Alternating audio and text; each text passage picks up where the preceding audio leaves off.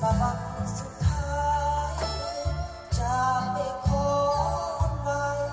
อันสบายไม่ยิ่งนอกเอาไม่มีอะไร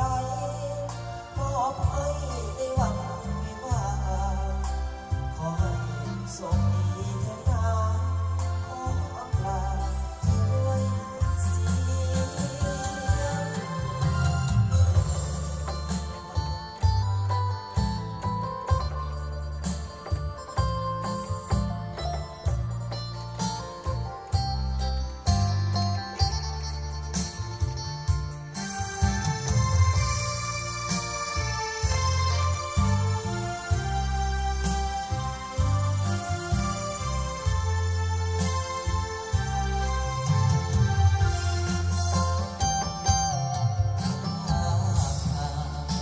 จะมาพบเธอ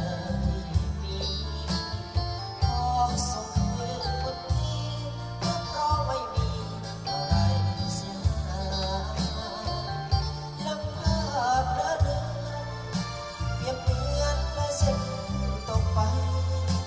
สักจูบน้ำตาสลายโปรดอภัยเถิดน้ำตา นี่ละเป็นสวัสดีสุดท้ายจะไม่ขอไว้ตามสบาย